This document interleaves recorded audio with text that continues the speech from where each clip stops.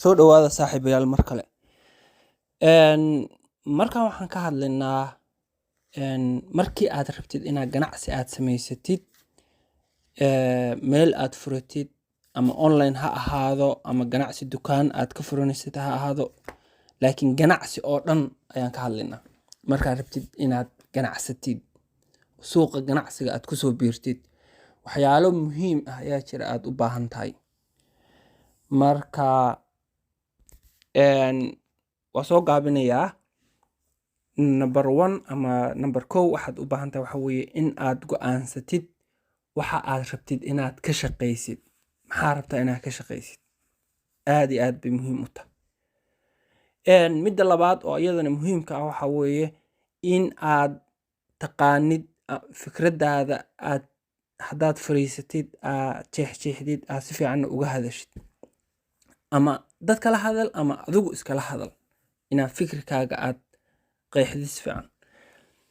Midda saddexaad oo muhiimka ayaa waxay tahay suuqa waxa jaanisku ka jiro in aad taqaanid.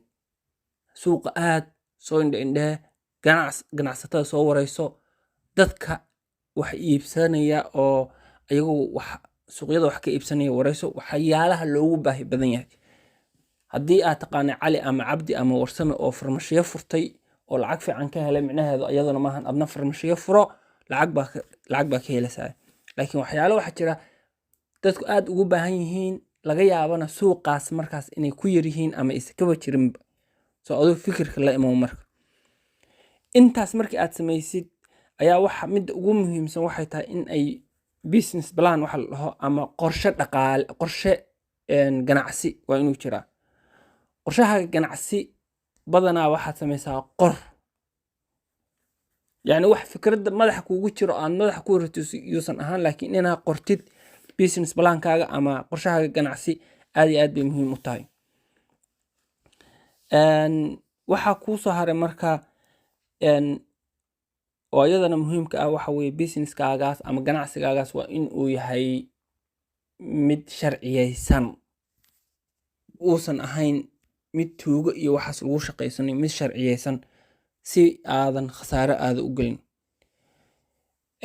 Midda ku xigta ayaa waxay tahay oo muhiimka iyaduna ganacsiga aad samaynaysid dhaqaale intee leeg ayaa u haysaa. Marka waxaad rabtid adigu inaad ka ganacsatid oo aad dadka ka iibisid iyo dhaqaalahaagu ma isla egyihiin, wax intee la eg weeye awooddaada. Mid aad muhiim u ah ayaa jirta oo badanaa laga yaaba dadku in aysan fahansanayn, laakiin waxa weeye ganacsigaaga meesha uu ku oolayo, locationka ama waxa weeye ma meel dad badan arki karaanba, ma meel suuqa dhexdiisaaba, ma meel meel luuq ah oo waxa weeye 10 jeera gadaashaada haddaad ka furatid waxaa laga yaabaa inay cidna ku imaan aad tira ganacsiga waa kala socon waaye. Marka locationka ama booska aad wax ka furanaysid isaguna aad buu muhiim u yahay. Midda ugu dambaysa aan rabo inaan kusoo khatimo ayaa waxay tahay isku day ganacsigaagu inuu kobco. Yani fikir haba ku dar, wax ka bedel, wax dheeri ku soo dar, waxyaalaha socon waayey waxa weeye bedel. Yani growth waa inuu sameeyaa, waa inuu kordhaa ganacsigu oo fidaa.